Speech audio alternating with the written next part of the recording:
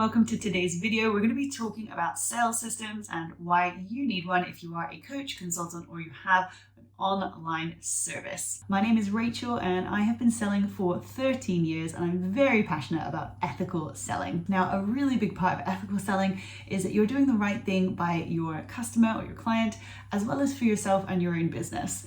So my entire value proposition is around how you can sell successfully, how you don't have to sacrifice on the amount of money that you make just because you choose to be ethical in your dealings. So if you're interested in more about ethical sales, please feel free to check out. I'm going to drop some of my links below, and like and subscribe to my YouTube channel as well.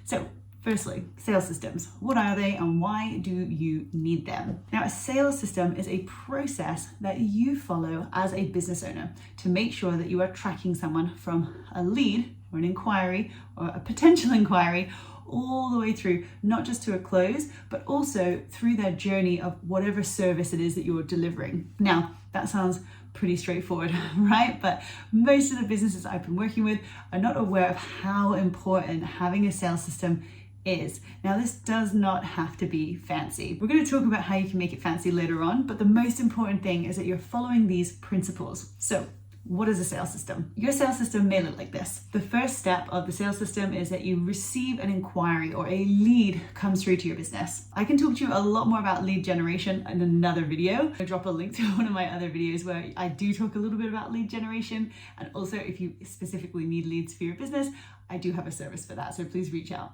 However, for the purposes of today, we already have leads coming into the business. So step one is that lead comes through in the form of an inquiry, a phone call, an email, a direct message, however it is that that lead comes through, that is step one. So that's step one of your system. Step two is your action that you're going to take. So you've received this inquiry through.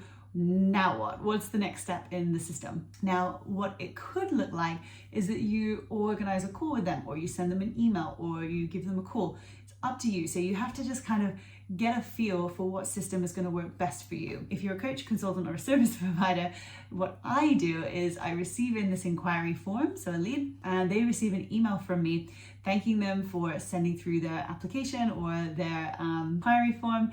And then the next step is for me to review that form and to get in contact with them within 24 hours to book them in for their call. So that's my system. That's how I run it, because I want to make sure that every lead that comes through to my business is someone that I can actually service.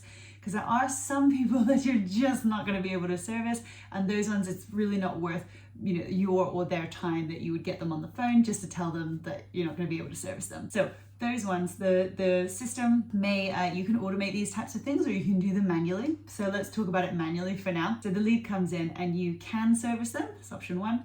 So you will reply and say, great, I can definitely help you with this. Let's get on the phone. Let's book in a call and talk about what it is that you'd like to do in a little more detail. Step one. Or if you cannot service them, it may be as simple as you send them a reply back to say, hey, I'm so sorry, I'm not going to be the right person to support you with this. However, I can recommend, and you might want to insert some recommendations there. So we've talked about step one.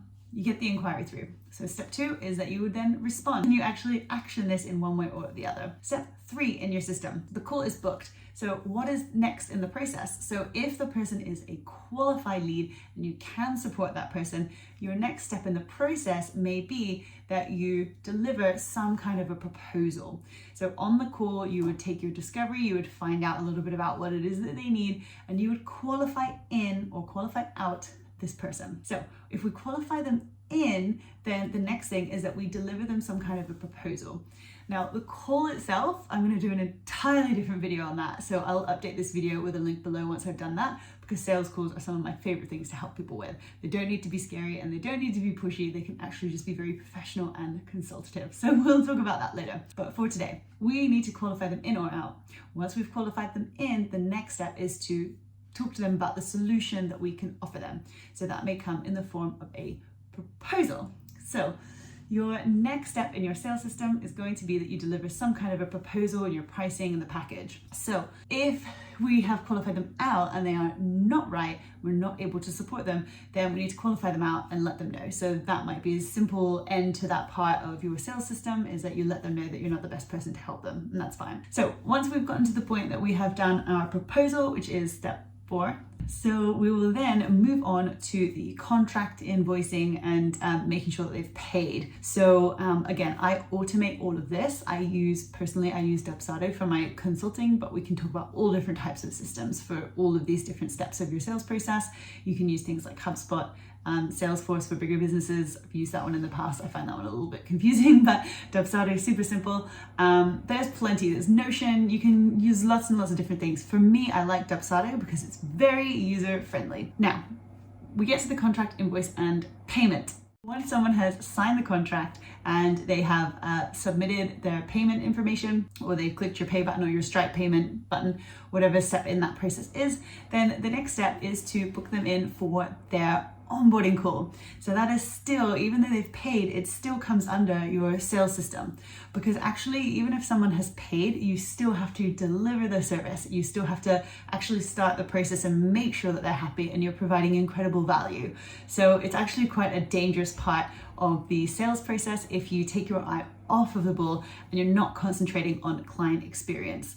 So this is a really, really important part of the sales cycle, in my opinion. The last thing that you want is to take on a client and to take the payment, and then they fall off of your sales system or they fall out of this funnel, and the onboarding doesn't go smoothly, because very quickly someone can feel a bit of buyer's remorse and actually request for their money back, which is definitely not what you want for how hard we all work to ensure that we have consistent sales coming in. We want to make sure that your sales system covers all of these areas. So from inquiry, so lead to inquiry, inquiry to call, from call to proposal, proposal to payment, payment and contract to successful onboarding. So your onboarding might be the next step, where you get them onto a call and we make sure that we understand the scope of the project.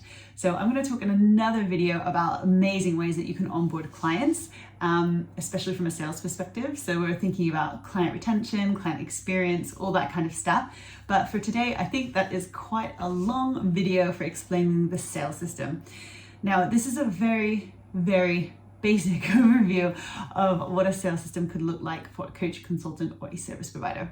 So we want to make sure that even if you don't put this into a fancy system like Dubsado right now, I've had clients that quite literally, they have their notepad and they write their little sticky post-it notes each stage, which might be leads or inquiries, calls booked, proposals out, and payment stage, and then onboarding. So you might have your 5 stages written along the top of your notepad. You may have them in post-it notes stuck on your wall, on a whiteboard. It doesn't matter. The most important thing is that this information is tracked.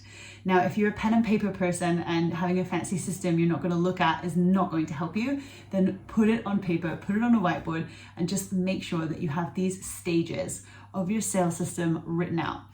Now, what you can very cleverly do is, when you get comfortable with this, is actually see where the leaks in your own sales system are.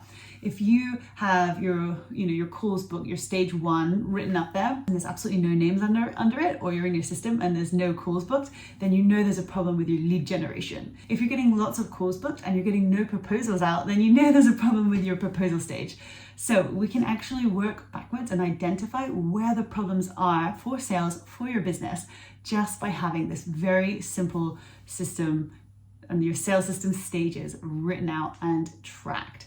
So this becomes like your Bible for your business. Sales is the most important part of your business, as well as service delivery. But sales, you need sales to be able to run a business, and being able to track what stage people are as they go through your sales system is so important. So make sure that whatever you do, you take a post-it note, you write it down on a piece of paper, you get a system, whether it's HubSpot, Dubsado, or any of the others.